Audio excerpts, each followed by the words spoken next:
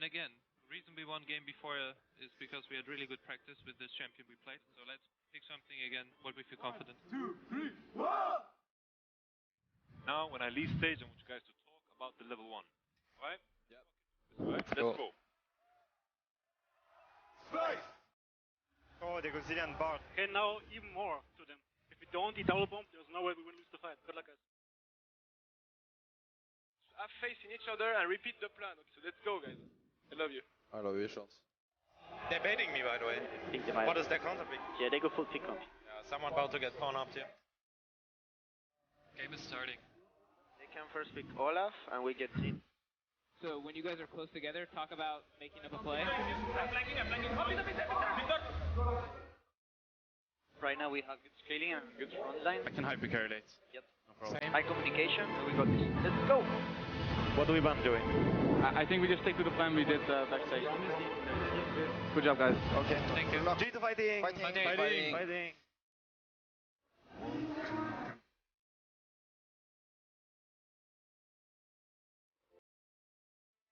Everything we do is together. We win together, we lose together, we learn together, we earn together.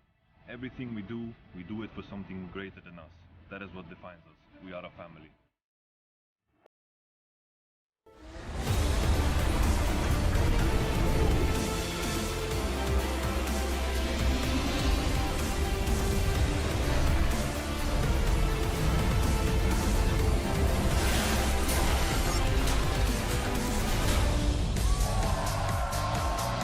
Good evening, everyone, and welcome to Coaches Week here at the European LCS. We're coming to you live from Berlin, Germany, where we are using week 7 of the summer split to celebrate the people who help the pro players reach their highest potential. Some of those pro players right there, G2 Esports and their coach, Young Buck. Walking into the stage with us, Lothar, who is coach for Giants, who are surging in the standings right now, and they are backstage preparing for their match. And there we see Yamato and the boys from Splyce also doing really well in the European LCS. Hello, I'm Evie Schok supporter, and joining me here at the Analyst Desk to help us launch Coaches Week is Mitch Kreppel, Voorspools, and Andrew Verius Day. Coaches Week, a lot of inspiration in that video. We all do it together. We're a family. We do it for each other. That's the same like in the caster team, right? No, I do everything for myself. Yeah. And I have to do everything for him. All right. That's what I'm talking about. I do everything for all of you, the viewers. There we go. With only 3 weeks remaining before playoffs, let's take a look at the standings. And the top of the standings is unchanged, at least for G2 Esports Fnatic, but Splyce has now taken over that 3rd spot from H2K. Yeah, but I'm just looking at Schalke, you know. The revelation of the season came out swinging, and now 1 in 7, I believe, in their last 2 weeks. So they're looking for redemptions here, and they really don't want to drop out of playoffs. Can you imagine just how rough that must be for a team that has always been the 7th place team? Nobody believed in them, and then suddenly things start clicking, and now they're going down again. We need to see how their mental fortitude will hold up. Especially with the Unicorns of Love hot on their heels after only being 1 point down in a pretty successful week 6. They need to be a little bit mindful of how well they perform this week. Yeah, very interesting. We'll see how it evolves. But before we get into today's games, we've had some roster update madness this week in the European LCS. Just to give you an oversight, Gamsu is out of Fnatic. Kikis is in. Forgiven is now a sub for H2K back again. Toaster is now the AD carry who will be starting instead of Xpeke in OG. They also added a top lane sub with Zergat, and Rockat Memento is in, and Jungle Airwax is out. And, well, he's a sub, as well as Unlimited, now a sub for G2. Yep. A lot of interesting things. I think Gamsu Kick is probably the most shocking one. Yeah, definitely. It's just so shocking. I don't think a replacement for Gamsu is necessarily shocking in itself. It's the fact that he seems to be completely removed from the lineup, and it is right now Kikis and Whirlip fighting over the top 2 starter spots, it seems. And for me, that's a bit of a surprise, because I think Gamsu got put in a deficit due to team choices sometimes, and there are other members on Fnatic too that are also underperforming. So for him to get straight up shafted, I just want to get more clarity on what went wrong. You know, the team came out on Reddit too and said, you know, it's not just gameplay related; it was like a culture fit. I personally would like more context, but then again, I just want to know the gossip. Yes. I'm really excited to see how Toaster does on Origin, because he is a very young player. He's been playing in the UK scene for a long time. I've had the privilege of casting him in a number of tournaments, and he is one of these prodigal, sort of very talented young players that has a lot of potential. It's just going to be a matter of how well he can fit into the Origin lineup. Yeah, we'll see how Toaster can heat up that team and how these roster changes play out in today's games. To kick things off in the arena, the Unicorns of Love will be facing off against a surging Giants, while in the studio we have a top 3 clash between G2, Esports, and Splyce. 2 fantastic matches to start off, in my opinion. Yeah, and just what's really cool is just how close these teams are. You know, like every single matchup just matters in terms of standings. I completely agree with you. If you just look across the board, UOL and Giants, Giants taking 3 points could mean massive things for them, same for UOL, and it just a bunch of exciting games that really do mean a lot, especially now that we're in week 7 and very close to the playoff cutoff point. Definitely so. In the next 3 weeks, we'll make or break the team coaches, and we're using this week to take a closer look at how their minds work and how they operate. We'll have a bunch of coaches on the desk today. Literally right now, holograms. Yes, this is really cool. We're not quite there yet, you know, with the hologram technology, but they're at least in the wall. Yeah. They'll be helping out with both analysis and picks and bans starting from Series 2, both on Stream 1 and on Stream 2. We'll try and give you an update of who is where, but you can also head over to eu.lolesports.com /Coaches Week for all of the content that has been released around Coaches Week, and just join us. And after today's games, we'll also be loading into the special Coaches Week version of the post-game lobby, where we'll have H2K's Prowley and Vitality's Sean's. And we also want to hear from you. Send in your questions for them at LOL Esports with the hashtag #AskACoach, so we can ask those guys later on. A lot of coaching. Yeah, a lot of coaching. If you guys didn't know, it's Coaches Week. Yeah, it's Coaches Week, guys. Just to illustrate, all right. just to make sure. Cool. Now stepping away, but not really from the coaches, we have a day's worth of matches. Before we get to the post-game lobby, we're going to take a look at our first match of the day. The Unicorns of Love up versus Giants. Both teams that have stepped up recently, so let's look at them separately, starting off with Giants. Verius, what for you is the thing that has changed the most and has bettered Giants the most? Well, I've just really liked their growth and their ability to adapt to the meta. We've talked a lot about how right now it's very utility down the bottom lane and more carry-centric in the top, and Giants seem to be thriving in that environment where Maxwell has a fantastic early game. He sets up both Knight and Smitty J to succeed, while Sonstar and Huston are just holding their own and doing what they need to for the team in the bottom. Yeah, and Maxwell is also just participating in a lot of first spots here in the early game. He's just kind of omnipresent, and it feels like Giants as a team, they just have more polish on their playstyle. Like, they're escaping situations where they used to would have just walked in and died. They're opting out of bad fights, opting into good fights proactively. And it kind of seems centered a lot for me around Maxwell. I had a little bit of a discussion with him 2 weeks ago around vision and pathing, and I kept asking him, why didn't you go for extra camps here? Why didn't you take the greedy route? You know, Trick and Spirit here would have went for 2 camps. He's like, no, I want to play the vision style base, set my team up for success. Very interestingly, Verius, in terms of the Unicorns of Love, vision is something that you looked into for them for last week as they played very chaotic. Yeah, I noticed that there were way more fights in their series versus Origin and Fnatic, and I wanted to better understand what was going on. So I had a look at some of the item builds that were coming out from Move in particular, and typically he would build Sightstorm very early on the Rex side, but for some reason this week he decided not to. Went for a very early Tiamat and more for this skirmishing style of play, and that resulted in the map being so much darker. It resulted in many more successful ganks, so much more fighting in the early game, and that's why we saw a bit more of a chaotic tendency from their games last week. So yeah, 20% less wards. To put that in perspective for people, we had a little bit of a chat about it, looked it up. You know, that's like 5-6 minutes worth of vision at minimum if it's just a trinket wards. Could be more if it's Sightstorm's wards. So for one, really good eye spotting that, because I think we need to track down like what the causes are behind the gameplay, because we shouldn't go in and say Unicorns, you know, they just went in for fights. Yeah. If it boils down to a lack of vision, I think that's very interesting. Hopefully they recognize it and at least play around it. Worst case, we get bloody matches, though. Because against Giants, when Maxlor is that aggressive in the early game, if your vision is dropping, he's just going to excel. Yeah, very interesting matchup here in the arena as the first one, but over in the studio, our first match of the day will be between the third place Splyce and the league leaders G2. As we mentioned a little bit earlier, Kikis is out there and Unlimited is now in as a sub for G2, but we already knew that he wasn't going to play anymore. So we take a look at this matchup as it played out in week 2. It was 2-0 in favor of G2, but this is a totally different matchup than it was very tough for Splyce, but they have just evolved so much that I feel like this is going to be a very tight game.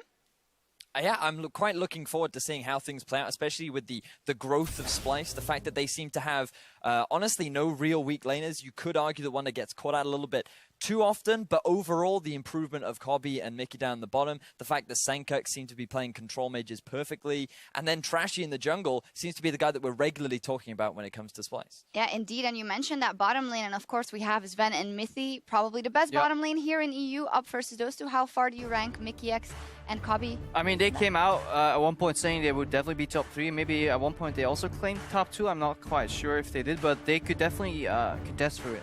I was surprised when the first time Mickey and Kobe kind of started saying those things. I was like, oh, hang on, guys. But then looking at it, they're honestly really strong pairing, good synergy, have a lot of lane dominance. So I'm really hoping for standard lanes, because not only does it bring out this matchup, also very exciting jungle matchup that I know the casters want to talk about more later. I think the draft will be really interesting too, because something that Crepo was mentioning a couple of weeks back was how both Mithy and Mickey share very similar support champion pools, so we could see a lot of bans and a lot of prioritization towards that bottom lane. Yeah, super hype matchup there in the bottom lane. And for that match between G2 and Splyce, make sure you're tuned into EU LCS 2. And for Giants versus DUOL on EU LCS 1, that's a place to be. Now, enough from us here. We're going to head over to our casters. Hey everybody, welcome over to the ULCS studio. I'm Devin Pyrotechnics Young, joined by James Stress O'Leary, as we're going to be covering all the action here today. And what a first game we've got up. Splyce, G2, I mean, top of the table clash, really. This is a crazy one. A little bit of history for me as well. Of course, these two both came out of Challenger at the same time, and back then we were like, these two teams may be making waves. It's taken maybe 6 to 8 months, but we're finally here. These two teams are legitimate top half of the table contenders with G2 right in the lead. I cannot wait for this series. Oh, well, we're going to have to wait just a second before we get into picks and bans. Let's take a look at our lineups just so everyone's clear on who's facing who. Over in the blue side for game number 1, representing G2 Esports, it is, of course, Expect in the top lane, Trick in the jungle. We got Perks in mid, Sven, Mithy, the rest of that team, along with their coach, Youngbuck. Big shout out to him with all the Coaches Week action we're covering, focusing in. Yeah, of course, we've been speaking a lot about the coaches. We're going to take a look at the red side of the rift, though, for Splyce's team first before we talk about the coach. That is in the top lane, Wonder. Jungle is Trashy. Mid lane, Senkux. AD carry Kobe. With support, Mickey X. And coach is Yamato Cannon. Yeah, and that's a team that you definitely can't talk about without talking about the coach. The Yamato style, aside from just being very fashionable, he's very vocal, one of our more outspoken coaches. That's how you know it's a serious game. Turtleneck's out. Tactical turtleneck. The tactical turtleneck is there, and there's going to be a tactical game coming out of the jungle. Crepo already kind of set us up a little bit for our jungle discussion. We want to feature a little bit in on the jungle matchup. Trick against Trashy. Trick, everybody knows how good he is, but the LCS players are starting to talk about Trashy and just how good Trashy has become. So for this jungle matchup, Trashy, you look at exactly how many kills, how much he gives around when it comes to his laners. At the start of the game, you can see third highest among junglers for kills. On the other side, though, Trick, his damage a little less persistent. He's a bit more farm-oriented, but can carry, and we know he can do that if given the room. I'm wondering exactly how this matchup is going to play, because it's two very different styles. Yeah, it's kind of a clash here. We've always been talking about Trashy being a much more tank-oriented jungler. He looks more comfortable on the Rex side. We've seen him pull out the Gragas sometimes. But then he's mixed things up a little bit. The Nidalee started to come out. That should be contested here today when, when you consider it's pretty much a first bannable thing in most games anyways. Now that Trashy's kind of more added to the repertoire, it's getting more comfortable. It's nice to see that mixing things up. The experimentation, though, happens on G2's side as well. Although in some cases in the jungle, it's not always optimal. The Nunu we saw last week was far from what we expected. Yeah, I wasn't a fan of the way that G2 played that composition, because they actually got out of the early game in a decent standing and everything looked to be okay, but then they weren't able to group quite effectively. They got caught out by the Unicorns before they could ever get there. But when we look at Splyce on the other side, though, the end of their split for them before we get to playoffs is going to be a rough ride, and it starts with Gamers 2. G2 Esports here, if you'll excuse me. It's been a while since go I back made all that the way back to faux pas. Challenger days, yeah. Yeah, exactly. Starts with G2, then they got Giants, Fnatic, H2K. So if they can get themselves a win here, maybe Splyce would be looking to make a big surge to the top of the table. Could be a tough one for them, though. That's very true, but they've definitely been on a very positive trend. They had their first perfect week pretty much in the team's LCS history, and that's so significant at a 4-0, taking out Rocket and kind of breezing through Schalke, who were still struggling to really recover from what was frankly a tilt-inducing series against H2K. But they've held on, and they've kind of thrived here in the ULCS, like shooting up the standings, getting 10 points on a couple of weeks. I mean, it's really impressive to see this team really climbing up to the top. It's been very impressive, and I wonder whether it's been a bit of a linchpin on a few picks here. We know Mickey's Bard generally is banned. I'm looking for the Talia, whether that's going to go as well here as we get into picks and bans. The Aurelia's been a big pick for Wonder as well. Yeah, as we load up to see what the teams do remove from each other to start things up. Already you called gone. it. The Talia comes in. The Nidalee follows up. There's the Bard ban. Obviously, Mickey is shown up pretty big on that champion from time to time. Also, Karma, very heavily contested between these two supports, but especially on Mickey's side. Yes, especially. But Mithy is actually his most played. They've got it a lot. And the Aurelia, despite it being one of the champions we've seen expect play, Wonder has been so successful on these two champions that now they kind of have to resort to the Gnar, the Trundle style. Maybe we'll see the Olaf come out for Wonder, but I wonder what priority is gonna be here for first pick, because with the Nidalee's not here, the Elise is available, but Trick has kind of played a lot of Rek'Sai over the Elise. There's a lot of options here for G2 depending on what they think is the strongest pick still available. Yeah, but a lot of really powerful picks removed from that pool to start things off, and clearly the team's coming and doing their homework. A big part of that, of course, is the coaches, but also the teams trying to gather as much intel as they can on each other. A lot to really work with here. The Rumble, worth noting, was played by Expect last week, one of 4 champions. He started to look a lot more comfortable with this team. I don't know if this is first pickable, though, and they do swap over to the Trundle instead. I quite like it just because now they've taken away a lot of the good matchups for that side lane that was possible into the Trundle. The Talia matchup we've seen. Whoa, hang okay. on.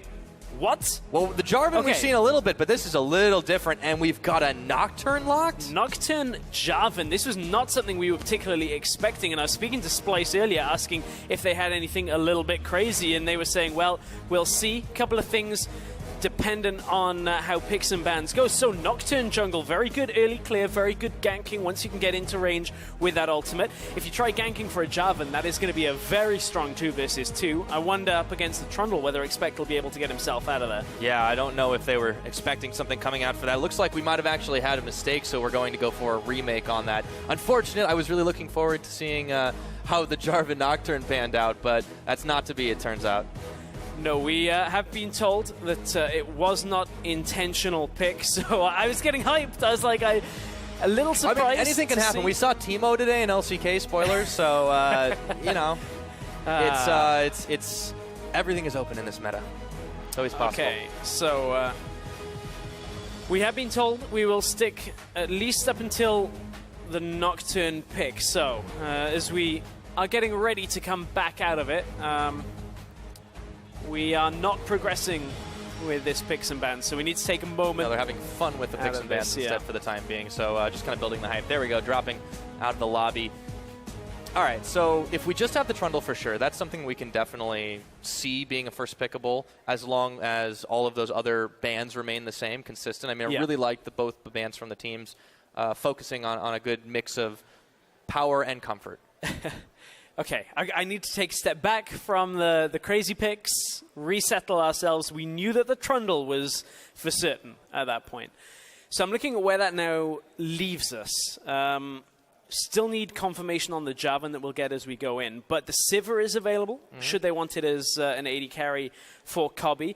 The Ezreal that he's played a whole bunch of, Jhin is available as well. I wouldn't be surprised to maybe see Splyce take their top-tier AD carry in this rotation. Yeah. I mean, no ADs were touched in this draft. It was all about focusing on the mids, on the tops, and a few support picks as well, the Karma and Bard. I mean, that's a pretty big deal when you're talking about Mickey X, and honestly for Mithy as well. The Tom Kench could come out for him later on in the draft. It's something that he's been going back to in a protect the AD carry fashion. Absolutely, and we've also started to expect a little bit perhaps of Tom Kench in the top lane as well. Don't know how I'd like it into the Trundle matchup. I just want to give you guys some clarity at home. The Trundle is the only confirmed pick. Jarvan and Nocturne was an error in this. I believe there was just a slight error as they were lucky in the pick. So it is Trundle, and we will have new picks from after the Trundle. So getting ready. Yeah, getting ready to go back in. Got to build the suspense. That's how we do it here. So the Trundle makes a lot of sense. You mentioned in the original pick ban that it takes away a lot of the potential counter picks. Yeah. Or rather, it takes away there's a lot of the potential counter picks to it already removed from the table. Irelia's gone, yeah. Irelia's gone. Obviously, Talia had been banned out, and we get right back into it. You'll see some very familiar faces in the ban column. Okay, I'm settled. I've scribbled it out on my paper now. We're going in new. We're going in afresh. So we had Talia, Bard, Irelia, all expected to be banned out from G2. Nidalee, Karma, Azir were banned out from Splyce, and then Trundle was the first pick from G2 Esports. And we're caught up. Now we get to see what Splyce are going to bring out. Will they go for that 80 carry pick that I was expecting, or will they BM trick for a little bit? Okay, now this makes a little bit more sense. Whoa. We've got the Rek'Sai and the Malzahar lock-in. This is something that Splyce themselves have been banning, actually. Oh, we get to see it in Sencooks' hands now. So we've also started to see Malzahar crop up around LCK a little bit. We've also seen it in European Challenger. Now, we were talking to Selfie from Misfits about the Malzahar, and he was saying, I've been practicing it, it's very strong. And believe it or not, Vedius was like, I think everybody's going to be contesting Malzahar this week, and I wasn't quite buying into it being such a good blind pick, but it is something that he's starting to see a lot of success, has a lot of power the later the game goes as well. Good utility in fights, is one of the only champions that still has a silence as well in his kit. And very difficult to deal with in team fights. Very, very difficult indeed. On the side of G2 Esports, they lock in the Olaf, but there's also a Gangplank. This is something Expect played, but with the Trundle coming out, unless Mithy wants the Troll King, that's going to be a mid Gangplank. Now that's two targets that are going to be fairly difficult to lock down for the Malzahar as well. Now, of course, Olaf, you won't be able to lock him down with the ult at that point. So G2 kind of already building around this Malzahar. Not necessarily for that reason, but we've started to see a lot of Gangplank come out as well.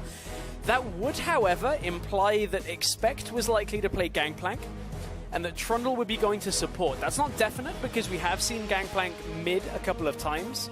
Maybe we'll see it into the Malzahar, but it's not a matchup that I'm too frequently seeing right now. No, well, you know, with the Malzahar coming in, it's starting to become a bit more popular, but it's not like we can call it a definite all-the-time pick all just yet.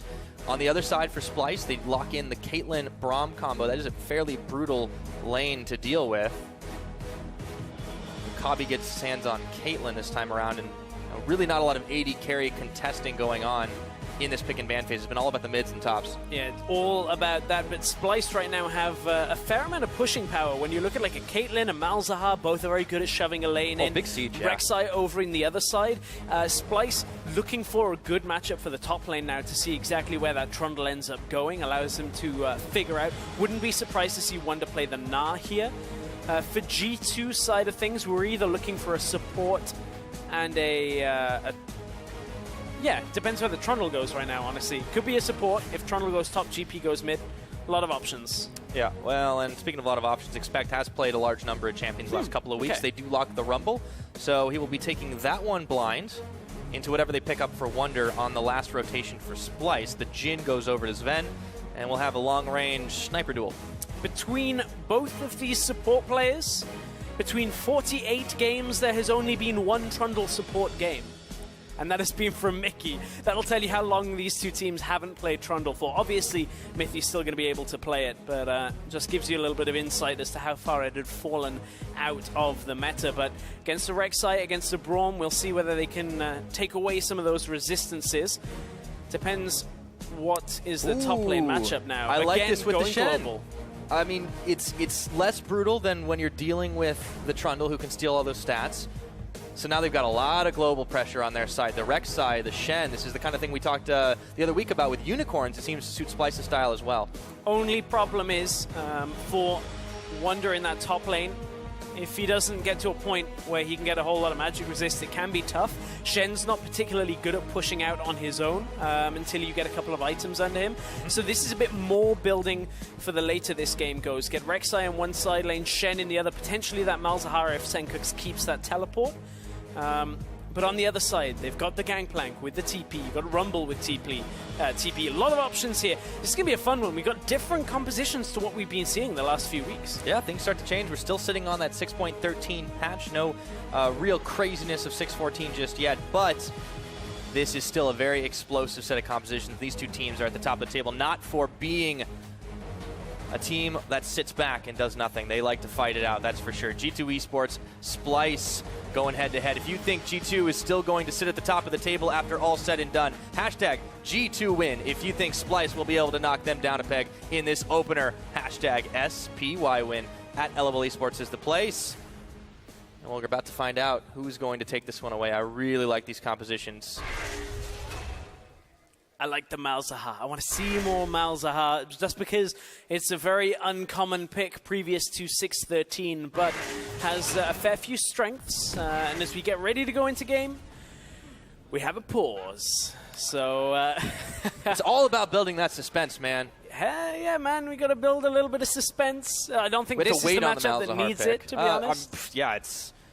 This is a really, really cool one with Splyce climbing up the table. They've gotten so many points in very recent weeks. They've looked so clean compared to the Splyce of old. They've shored up a lot of those weaknesses with very minimal changes in their roster. G2 on their hand, they've gotten a lot stronger after the initial couple of weeks we saw with Kickus switching out for Expect. A lot of uncertainty there in this team, but it has really come together for them in recent weeks, and they've looked like they're a team that is very deserving of being on top of the table, even if they are sitting uneasily on their throne a few points behind teams like Fnatic and Splyce. Yes, it is. We start looking at them climbing up the table, and it seems a lot better. And just to give you guys a heads up, as you saw on your screen, just a problem with Trick's mouse for a second. Hopefully it shouldn't take too long. I want to take this moment maybe to talk a little bit about Malzahar, some of his strengths. I know we've talked about him a fair amount, but I want to talk specifically about why we're seeing him. Very good push potential. When you look at his ability to shove in a lane, you just put down the dot that bounces between minions, and as you kill them, it kind of always pushes. Still has the silence built into his kit, even though it got changed. And of course, a suppression as well, which is generally very good. But there are two of these three things that aren't so great against a Gangplank. Suppression, you can remove Scurvy and get rid of it. You also can deny a lot of his pushing potential, put down two barrels, blow them up, push back the wave, and stop him from ever pushing. So this could be a good matchup for Perkz. Could indeed. We'll have to keep an eye on that mid lane. As if we needed another reason to between Senkux and Perkz. On this Malzahar, we get to see what Senkux is made of. He's a guy who has really experienced a lot of change within his team. He wasn't necessarily having an incredible split, but he really went back to the winning ways and stepped up pretty big, so it wasn't just Cobby Wonder. This is definitely a team that has a true triple threat. Perkz walking forward, unafraid. There's just a little bit of shenanigans in the river happen. Nobody's doing anything to each other but a few love taps. Mickey sends the Winter's Bite out, and Perkz is not going to go any further. Other than that, it looks like we're in for standard lane affair.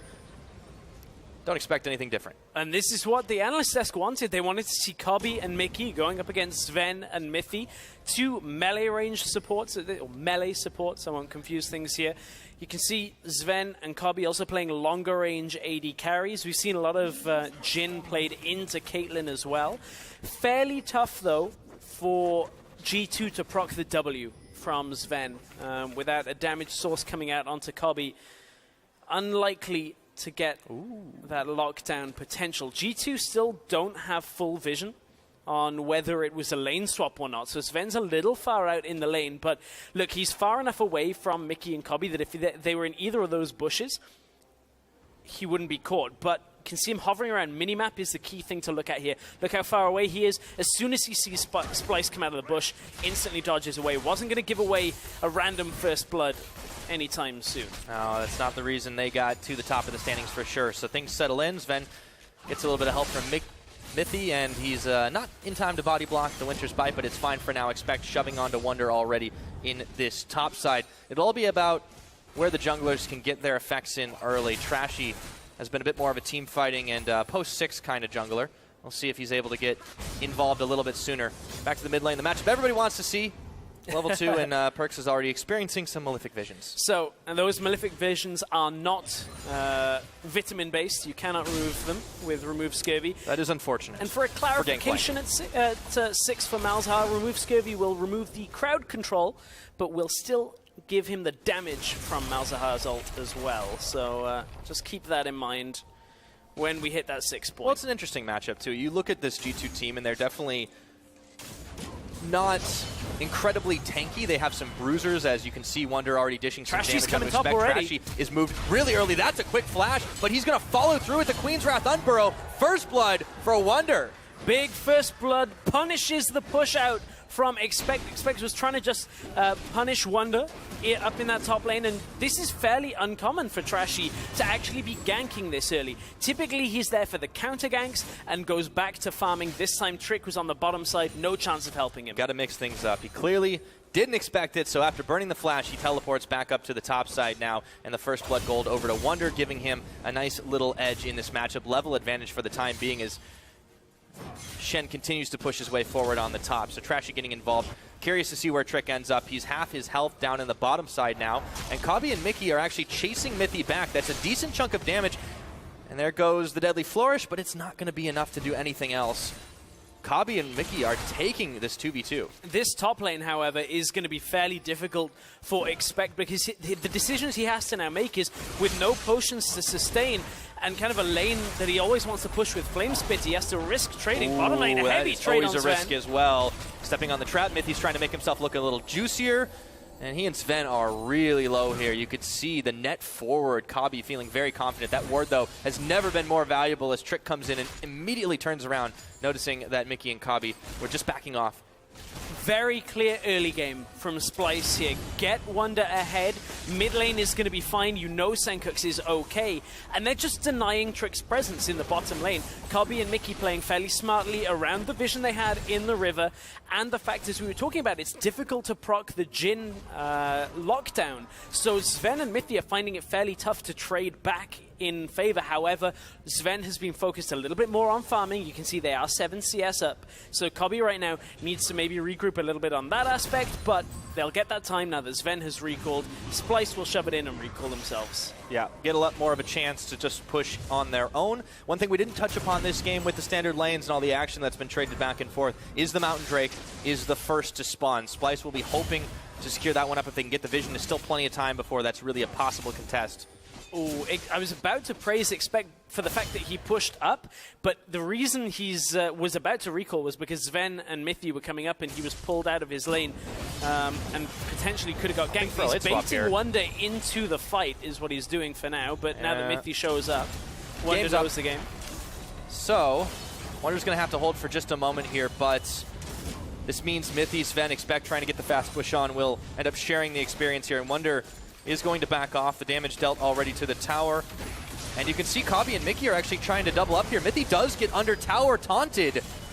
Very low on the health right there. They're clearing the waves, but you can see Splyce aren't keen on giving this lane swap over. Delayed lane swap is something we very rarely see, and for Wonder, who has used his TP and Expect, this is a bit of an unorthodox situation to find yourself in, because Wonder wants to be able to hold this advantage that he had in the 1 versus 1, and now that people have moved up to his lane, both top laners are going to have to back away.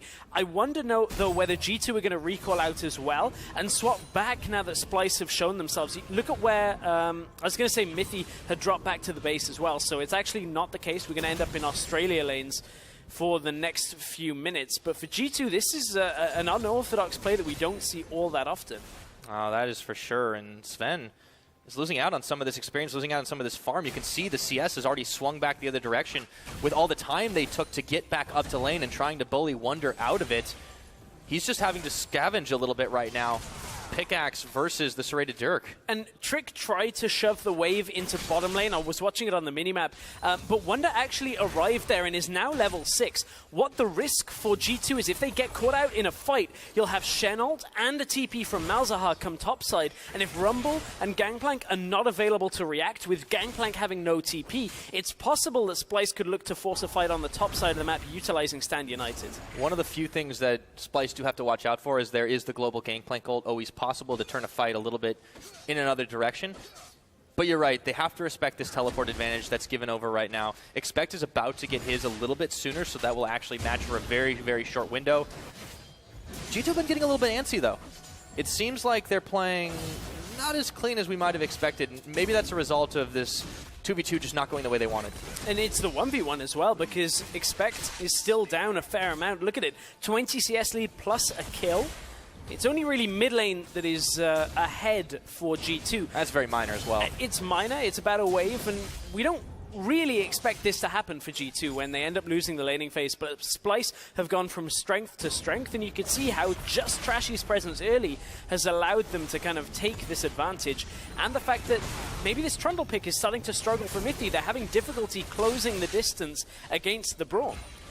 Well, this is part of the disadvantage. If you opt for a flexible pick, you might necessarily have to take one of them that you don't optimally want in a certain situation. Wonder is getting his clear on in the bottom side. Expect was trying to dish a little bit back, throws on the Flame Spitter, but Wonder's already walking away from it.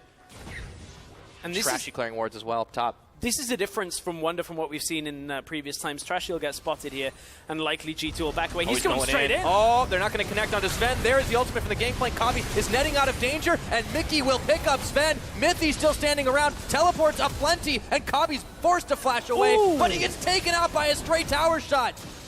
Even equalized 80 carry for 80 carry traded, and a lot of teleports, a lot of globals burn. Yeah, at that point it was Stand United use from Wonder. Over on the other side, Expect TP'd up. A little bit of a rough fight being how far under the tower it was. And G2 end up coming out from it, I believe even. It was 1-for-1 overall. Trashy just goes straight into this, spots the pink ward and doesn't care about it. Decides he wants Sven from this, and trap placement trying to just catch them out, but instantly the Gangplank ultimate. As soon as Trashy shows on that ward, they've already got it lined up. The teleport's already coming through from Expect, and Kabi just a little too late on exiting the tower radius. Makes it a 1-for-1 overall. It was a really nice equalizer from Expect. He didn't give him a lot of good options here as Trashy stops Perks back temporarily. So all said and done, there's a slight gold lead here still for Splyce because of the first blood and the difference in farm. Nonetheless, G2 are answering back now. The helpful thing, though, is that Expect was the one that picked up the kill from G2, so you can see he's now got himself closer to that Proto Belt. It was actually Mickey that picked up the kill for Splyce, so not the ideal standpoint. Splyce put their dual lane bottom lane again, as have G2, so again trying to continue this relentless assault onto the bottom lane.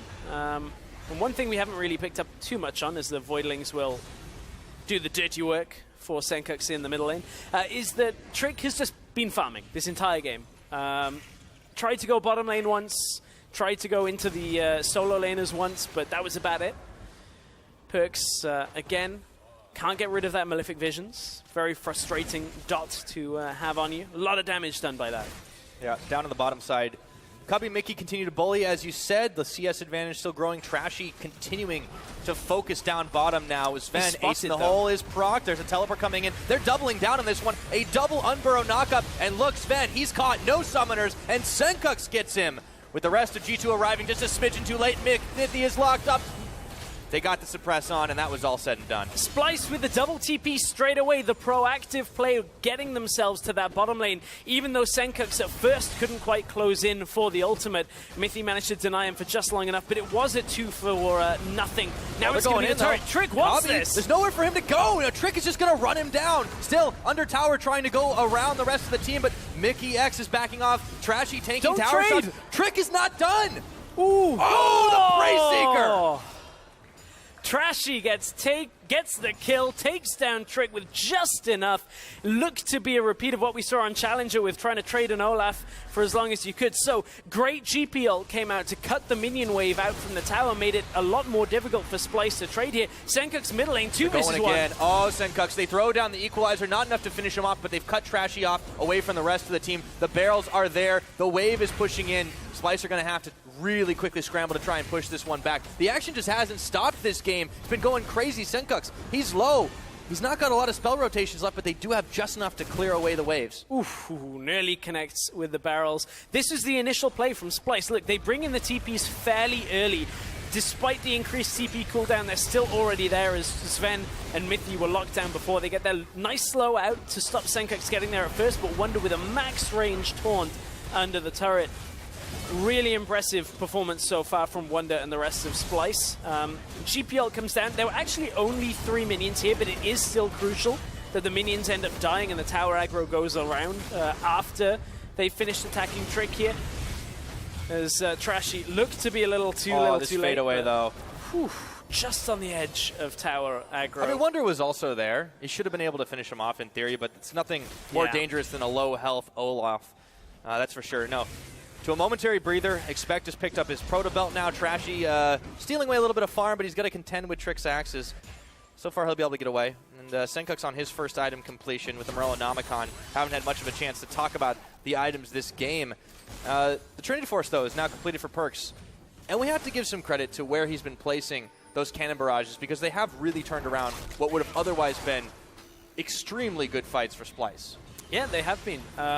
I keep actually thinking that it's Expect on Gangplank whenever I see the GP ult. He's everywhere, man. Yeah, exactly. Just so used to seeing GP in the top lane right now, but we have seen it a couple of times from mid, and Perks, now that he's got that Trinity Force, the key thing is he's able to clear out the minions very quickly with those barrels. It kind of stops a bit of Senkuk's shoving in the wave and TPing to other areas. So that's one thing we'll keep an eye on mid lane. Still CS lead in the AD carry role. Caitlyn into Jhin. We know that Sven is kind of waiting for that Ghost Blade point where they get into team fights, get the ult down from range. So still not really G2's time to fight, but they might have to try and got a rumble with ult. Oh, here we go. They're going to bring the Shen in. Stand united. Mithy has to burn that flash, and Wonder does not nail the taunt. Expect comes and joins the party, and all of a sudden, there's a big fight down bottom. Mickey X sends out the ultimate, but Sven right in the back is nailing him with the curtain call. Barrels everywhere. So much damage. Kabi has to flash away. The floor secures it, and Splyce are running. G2 have managed to turn this fight around. Wonder does pick up Trick on the back. It's a 1-for-1, and can G2 get any more? Senkuk's is zoning him off. G2 utilizing all of their globals and all of their team fight potential here. May not quite be done. Taunting. Woohoo, he gets out of danger.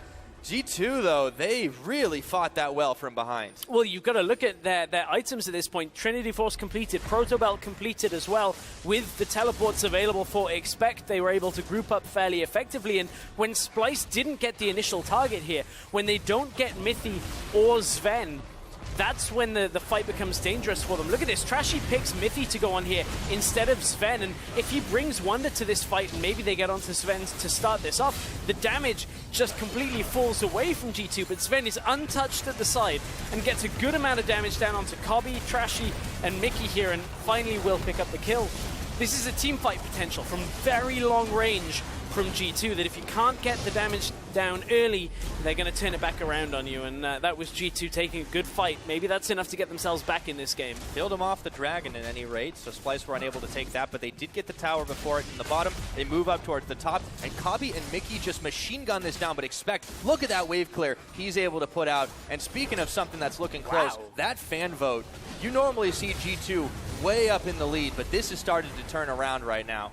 I mean, there's a lot of confidence in the Splyce team right now. They have had a good surge towards the top side of the table here in the EU LCS. Chance to climb even higher today. Yeah, big chance. They wouldn't be able to secure first, as G2, before starting the day, already have 24 points locked. They could knock off Fnatic, though, depending on how well they perform later on. But yeah, it's so competitive towards that top side, especially within the top 3 right now. And Splyce have just been looking better and better each week. Here we go, though. This is what Splyce are looking for. They want Shen over in the side lane, and then whether it's a 3-1-1 or a 1-3-1 isn't particularly important to Splyce, as long as Trashy is kind of bouncing between the mid-stack and whoever is off in the side lanes as well. So they were looking for it, now had to pull themselves back away because they want to focus down mid lane. But Splyce are going to look to do that time and time again, and it's what won them games last week. They constantly got their side lane presence up. Here comes the fight, but I don't think G2 can close the gap. Hold on a second. Kabi has already got Stand United on him, and they are bringing everyone here, but Mickey is going to get deleted. Sven with a curtain call. It's curtains for him. So the rest of G2 were hunting for a little bit more, but they're only able to secure the Splyce support for now, and Splyce are back in the mid lane, continuing to try and defend this wave. Senkuk's just clearing out the wave with the damage over time. Wonder is also here. There just isn't any side wave pressure, with the exception of Perks, who's still holding on to his teleport. Yeah, Perks, key player on the bottom side of the map, is going to always be doing this. He'll push one wave out, recall, push the other wave out, recall, go back to the first. As long as he has to do that, G2 feel confident enough to hold on to that. Expect can do a similar job, but won't be able to do it quite as efficiently. Rumble not so good in the 1v1. At least Gangplank has ways of escaping fairly effectively. Rumbles is you kind of ult on top of yourself and then you don't have an ult left.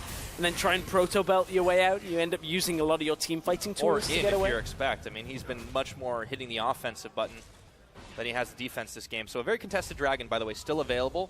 That last fight really started with G2 baiting them off. Expect us here to clear the wave up in the top side. You could see Kabi was already clearing in the bottom.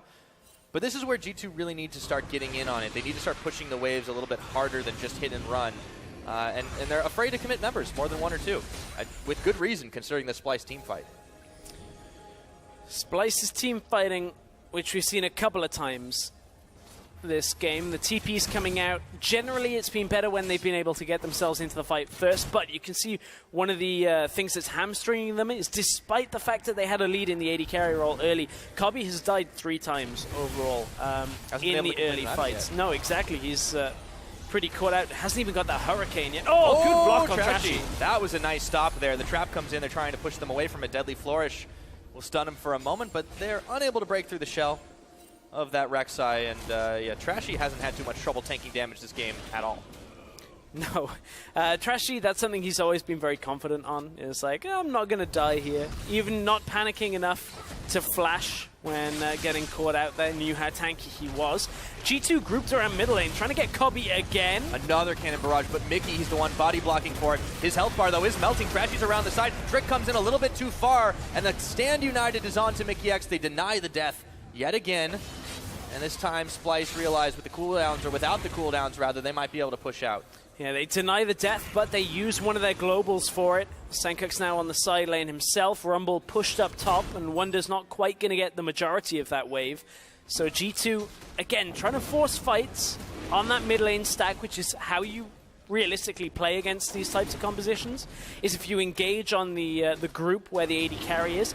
It becomes very difficult for the side lanes actually to matter, because the actual time that it takes side lanes to push out is that little bit more increased. And the likes of a Shen kind of struggles with that. Building towards Sunfire Cape now, so we'll be a little better at pushing out. But yeah, it's going to be some time, though, whenever you face down that AP. You mentioned that in the pick and ban. So Trick, meanwhile, is wailing away at the Mountain Dragon. He does slay it.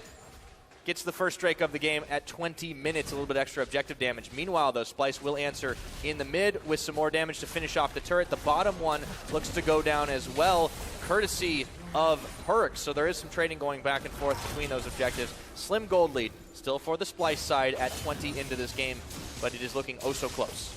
Very, very close, which, considering how we've seen G2 start games, you would be excused for expecting G2 to maybe have a commanding lead, but Splyce have been looking so much better the last few weeks. This is just going to show how well Splyce have been able to tango with the top-tier teams. And even those that we perceive to be in the middle and, you know, just all over the board. They've looked like such a stronger team. They're really challenging G2. Something that not a lot of teams have been able to do. We thought a few weeks ago Fnatic was going to be the team to do that, and it just turned out not to be the case at all. Whether or not they had a bad week or, you know, what have you, G2 just looked so dominant in this top-tier place, but Splyce are showing that it may not be a secure hold on the EU LCS after all.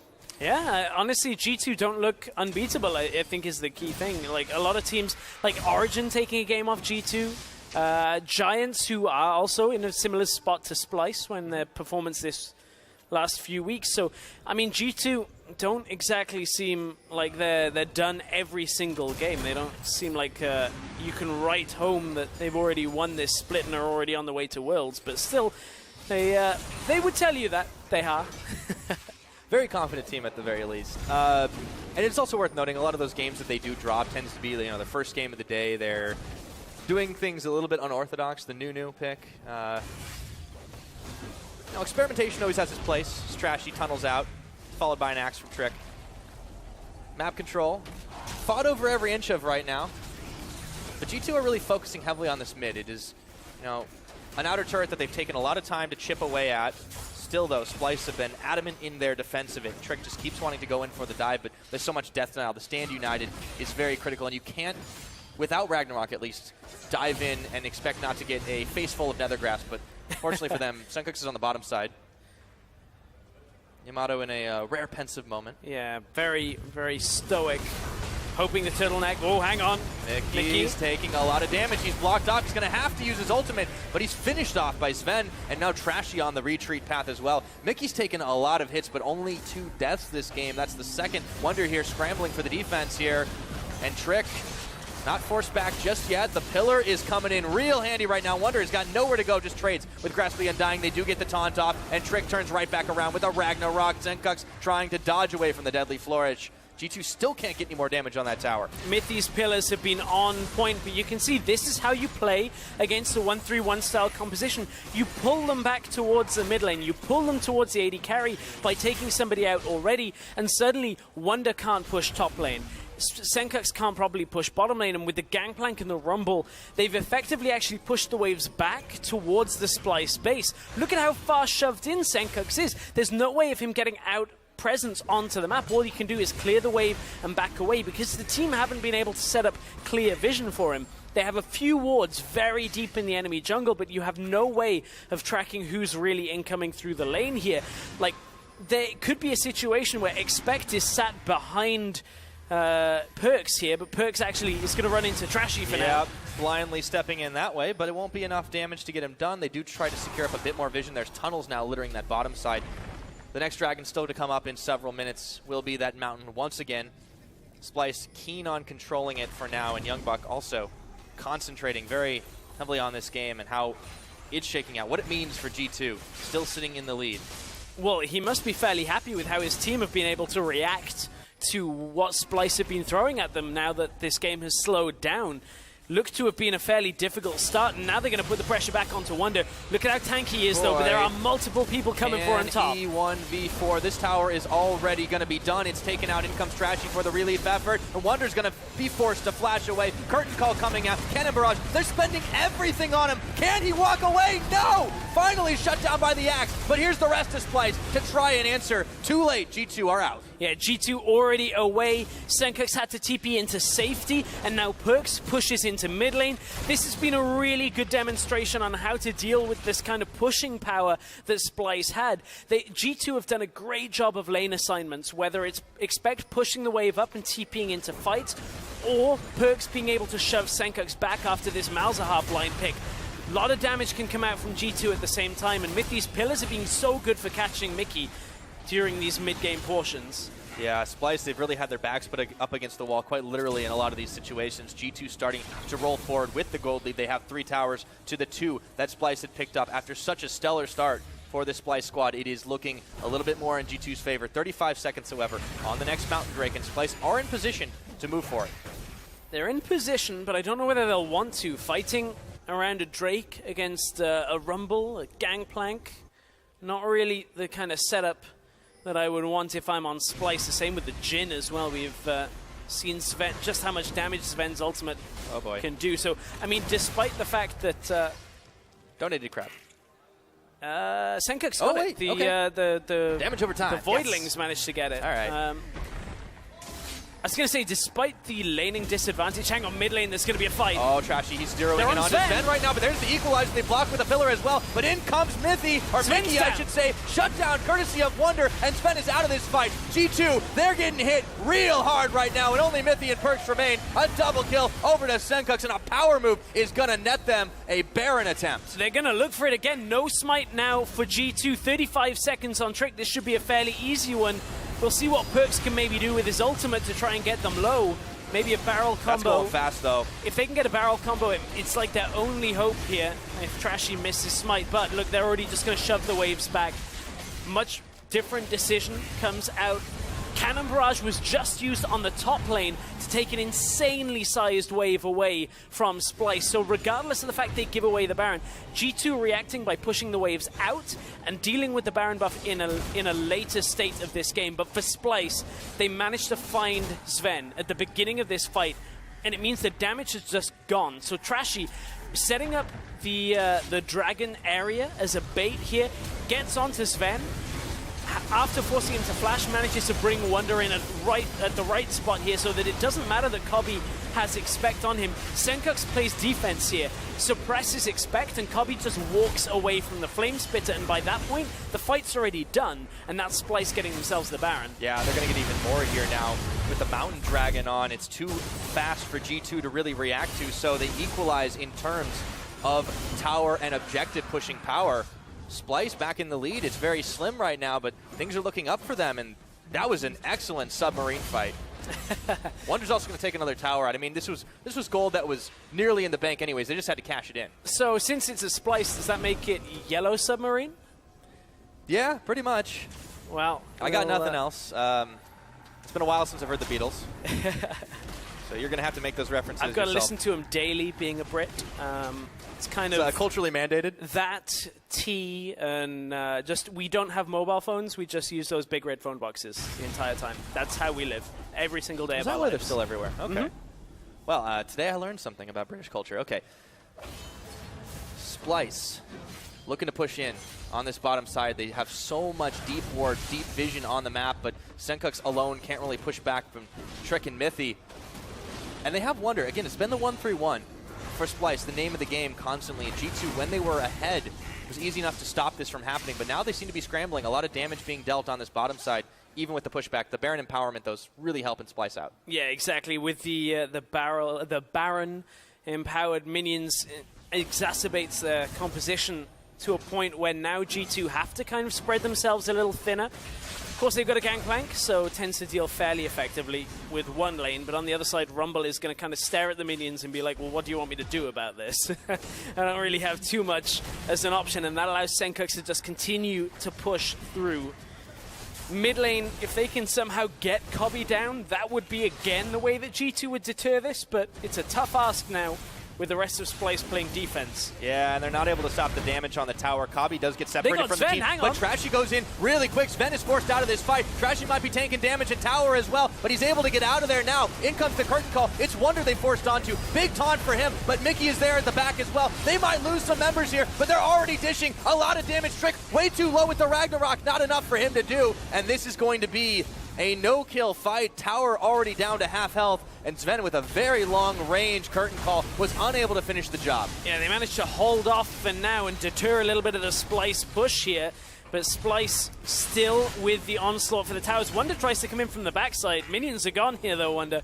Got to be a little careful. Got no summoners left either, but he has been a fearless ninja this game. Critical to the team as Mithy tanks the ace in the hole.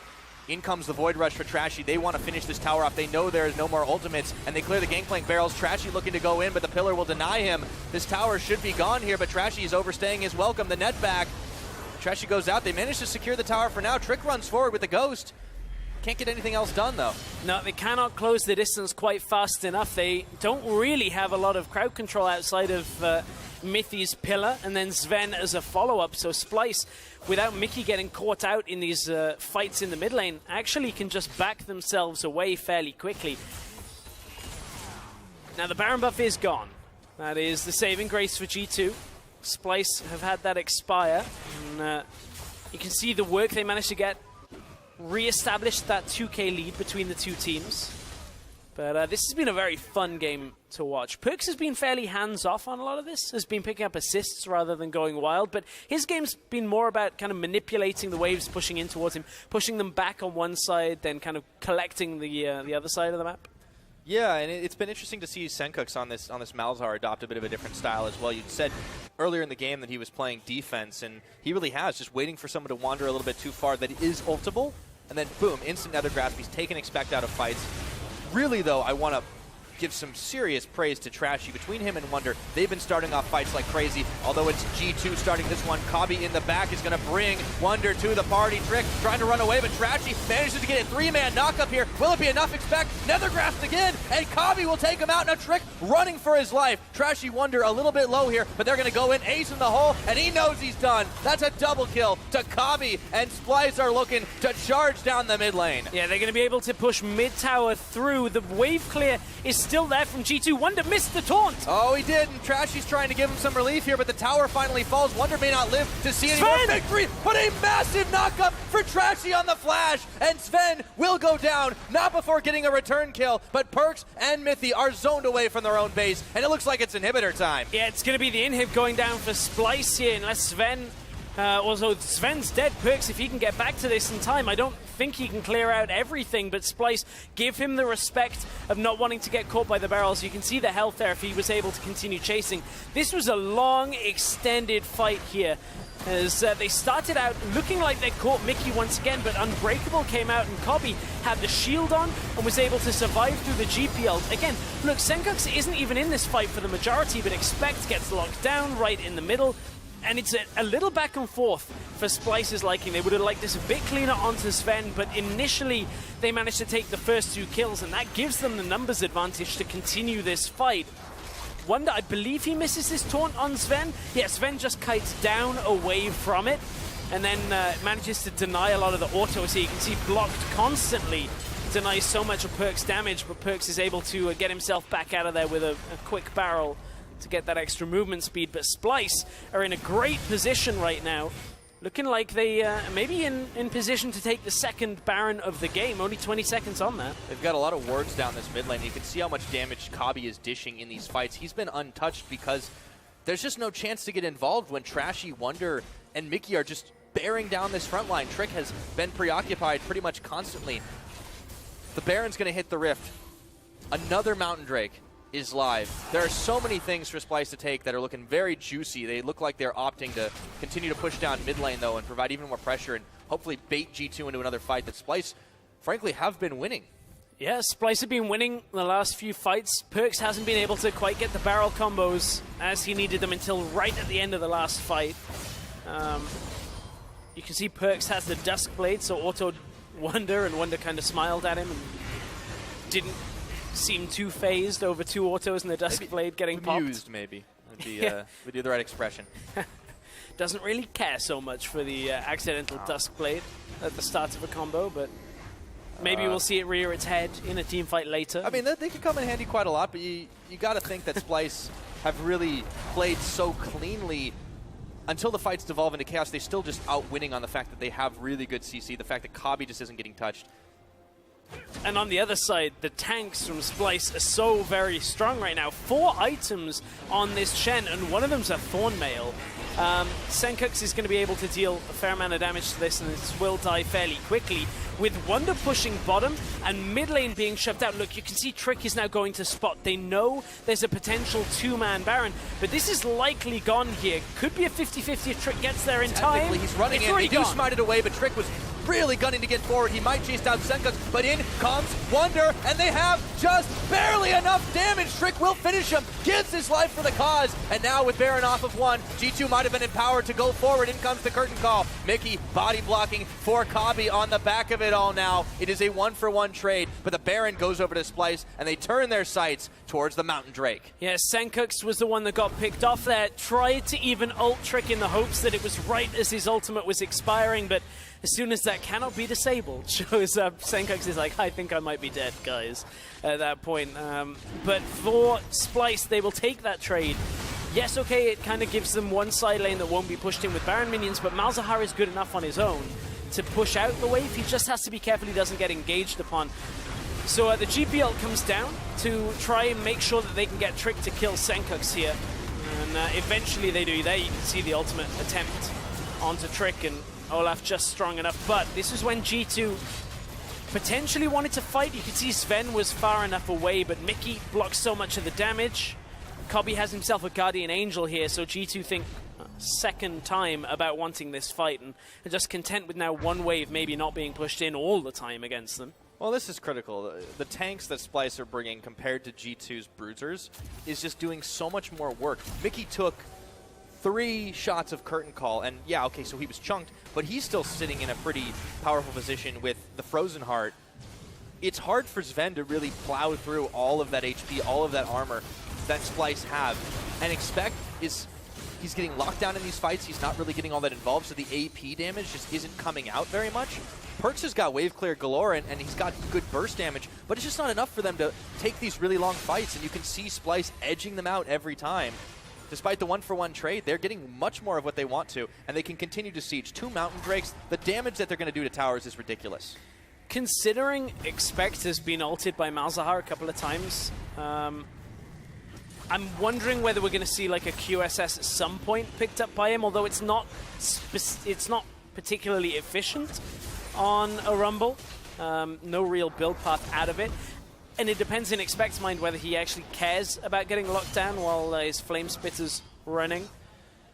Nevertheless, we'll see where his itemization ends up going. If there's enough time left. Yeah, if Splyce are really looking to try to push this one towards the end. They're going to take another outer tower, an inner tower, I should say, in the top. That's the last one left standing. So with the inhibitor that they'd gotten, or inhibitor tower they'd gotten down the middle, that extends their tower lead to 7-3. Sending a big wave of minions in, empowered by the Baron. A little bit of damage dealt to that inhibitor, but G2 have still scrambled to push it back. Senkux on the bottom side, leading the wave of minions in as well. And it's all G2 can do to try and force Splyce back with the minion waves. Ace in the hole goes out, nails Expect, but he's got the shield for days. Wonder, though, is pushing the 1-3-1, is going to be successful. An inhibitor taken out on the mid side. Wonder is soloing Expect right now. Under Look tower. at that damage he's able to put out, and all he's able to soak.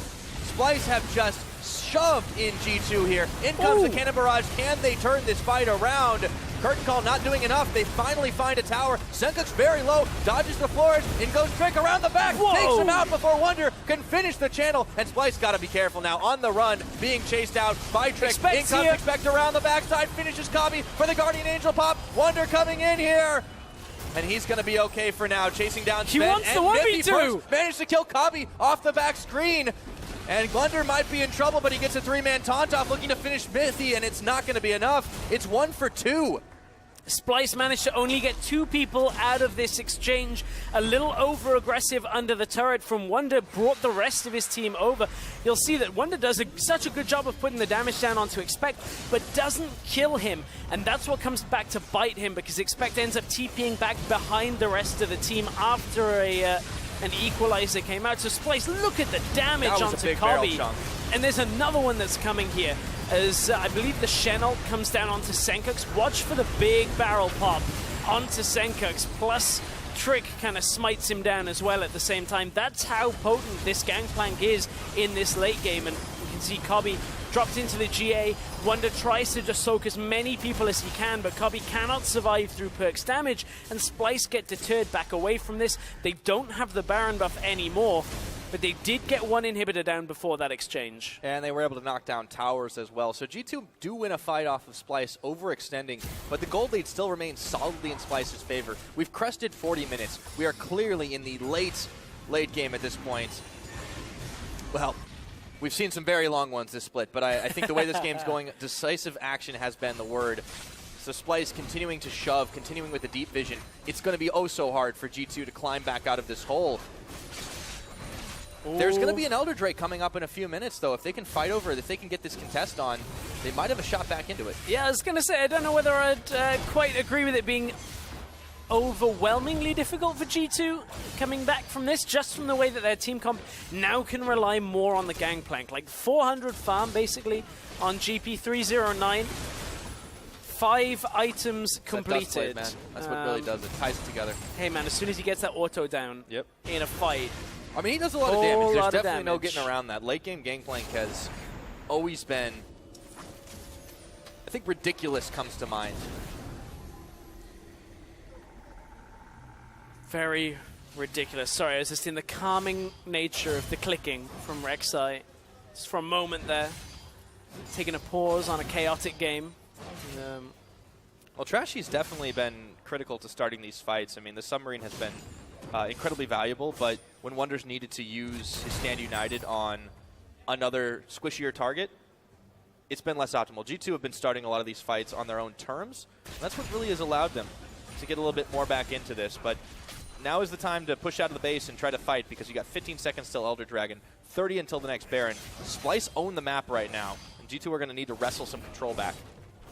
Wonder is as tanky as he's going to get. 5 items completed on him as well. We are so far into this game that there's not a lot of people that actually need the economy left. Sven is one of the ones that hasn't quite finished his entire build. Of course, still has boots to get rid of if he wants to after that.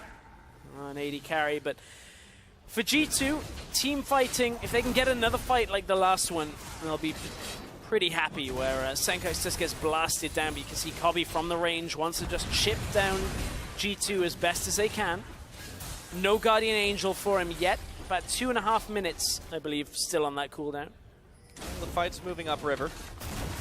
G2 just continue to try and zone away, but Splyce continue to force the pressure on the mid side. They have to be careful not to get caught out and turned around. Suncook's is not with them, but there's teleports aplenty. The Baron is being rushed by G2.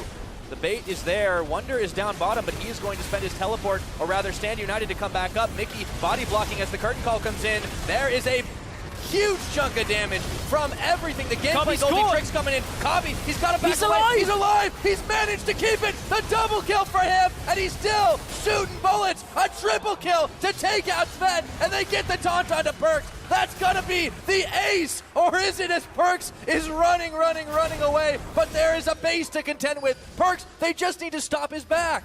They've got it. They don't even need to really do too much because pushing already. The inhib may have come up, but it's not going to be quite enough. Perks may very well be able to hold them on for a while, but it's going to be the game. Splyce are going to take this. G2, they tried to bait Splyce into the fight, but they took too much damage doing it, and Kobe with the triple kill is going to put G2 1-0 down in this best of 2.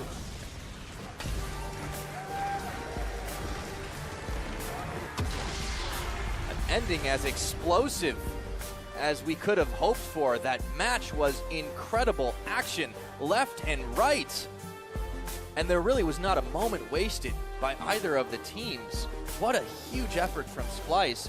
And the control, the composure to know when to pull the trigger, and Kabi getting out by the skin of his teeth to pick up that triple. I got goosebumps, man. Man, that was such a good back and forth game. Played a little differently to how we see a lot of games. The ability to kind of shove Splyce back after getting a lead. G2 holding on.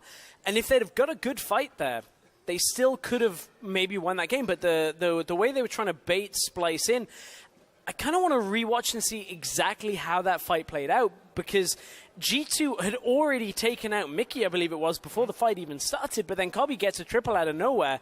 Would love to see whether it was like trap placement, maybe Trashy getting in there as well. Big game for Splyce. Well, it was really critical in that. I think they thought he was going to get taken down. I think his health was ticking from either Expect or from an Ignite. And then all of a sudden, he just gets out and starts pelting them. And it was absolutely ridiculous. Really liked the drafting this game. I mean, there was so much to talk about. But really cool picks from Splyce. They always seem like with the Talia, now with the Malzahar, they're just a little bit ahead of the meta, at least here in Europe. And it's been suiting them well because they're bringing out these picks. They're demanding certain bans, and it frees them up to do things that a lot of other teams aren't allowed. I like the Malzahar. I wasn't really on board the whole everybody's going to play it, but we're one game into the week, 100% for so us. Far. Well, depending on what happened on Stream 1, right? But for Senkox, I think it worked well for the majority of the game. Had a little trouble against some of the champions, like Olaf, GP, good against Malzahar's ult, really. Yeah. But honestly, the way he played the side lane was pretty good for the majority of the game, too. And he hit Expect constantly. I mean, I really like the fact that they just had this very clear game plan in mind, which was, okay, as soon as Expect gets in range, I'm going to ult him, or rather, I'm going to suppress him. He can't really do a whole lot, and we have a ton of armor. The Thorn Mail for Wonder. I mean, everybody was just stacking so much armor that it was really hard for Sven to actually finish anyone off. The Curtain Call didn't actually do as much as I would have thought late game because of how much armor they were stacking up. So much armor, like Thorn Mails coming out, double Randuins comes out as well. Like, difficult to chunk through them, and a good performance. Game 1 of the day on Coaches Week goes to Yamato Cannon. And I like it. It was Splyce being able to, for the most part, to play a trickier strategy, perhaps. Like, to play the side lanes we've seen from them the last couple of weeks has been very impressive, and I like what they're bringing to the table. Splyce are playing it fairly well. Still a couple of mistakes here and there. Mickey maybe getting caught mid a couple of times, too many. But still, I like what they're doing. I like what Splyce are playing with. Absolutely. Well, let's, there was so much to digest. Let's start going back into that game and take a look at some of the things that really stood out in it as well. In particular, this 3-for-1 tower dive that they pulled off with Trashy just leading the charge. Yeah, and this was Splyce making the active play before G2 could pull away from that tower. Senkux finally manages to get himself in there to get Wonder that kill, but that was after Wonder had already got himself that first blood up in the top lane, which was instrumental. Are we going to see the sick in fadeaway? him. The fadeaway... I don't even care about Cobby dying. I just want to see the fadeaway. Cobby was always dead in that scenario. Yeah. Well, so was Trick. I mean, you look at it, he's just like, Yeah. I mean, Wonder kind of goofed there, but it was all right at the end. They just had the numbers, and boop.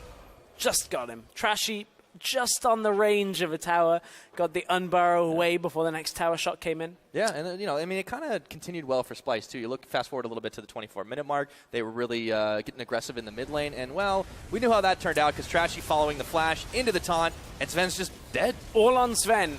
All about getting Sven at the beginning of these fights, and for Splyce they did it time and time again and were just able to keep taking them out. And then there was another fight later on in the mid lane as well. There was a 3-for-2 for Splyce a little bit later. That was a super chaotic one, wasn't it? Yeah, this one was a bit of a crazier fight because we thought at first Mickey was so caught out there that this was going to be a repeat of the fights that G2 picked up, but great knock-up from Trashy. And despite Sven staying alive for so long in this fight, he can't get a lot of his damage off here because there's too much threat coming forward from Splyce trying to get on top of him. And again, a double kill for Cobby. Those were 2 of his kills that he picked up in this game. But man, G2 were relying so heavily on Perks later on in the game, and he was getting the damage out, but it just didn't feel like he could quite get it out often enough to kind of win these fights. You can see just how much damage he has there, and it happened again, but Perks, although he had a good game, just was not enough to keep G2 in it.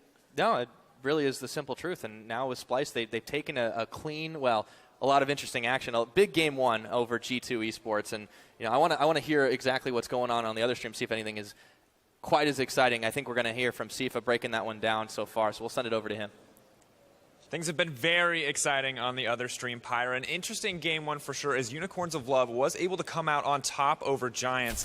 We're going to take you through that game, look exactly how it started here. Of course, things in the beginning a little bit bloody, a little bit back and forth as the 2 teams traded a lot of kills. Both teams picking up some interesting picks as well. You can see Unicorns of Love rocking the Taric as well as the Alawi in these exchanges. Get that first blood. Get one back in exchange as Vizicachi overstays his welcome on the top side of the map. Kills traded across the map throughout the entirety of the early game. But man, one overcommitment from Giants here gives Vizicachi a triple kill, and it blows the game wide open. You can see him cleaning up house there. Sheepy more than happy to have his team with that massive lead, but comes down to a single Baron take here. The immunity coming in from Taric playing massive as Unicorns of Love were able to clean up that Baron, and from there, it's a quick and easy closeout as Unicorns of Love take the advantage that they built up over the course of the game and just run it straight into the base against Giants. We'll let this one roll out. You can see him ending here. Giants, not really a whole lot of opportunity to respond. Simply too many members caught out, and a confident game 1 coming in from Unicorns compared to the back and forth we saw here in the arena, or in the studio, rather. Of course, guys, that's going to do it for us. But before we head to a quick break, let's hear exactly what Expect has to say about his coach, Youngbuck. 영벅이 저희 D2에서 모든 일을 다 뭐 청소라든지 요리라든지 장난이고 영벅이 되게 그 코치 그 뱀픽 같은 것도 좀 연구를 하고 갔는데 되게 선수들의 의견을 되게 존중해주는 되게 좀 친절하고 되게 재밌고 친구 같아서 영어 실력도 많이 늘고 이제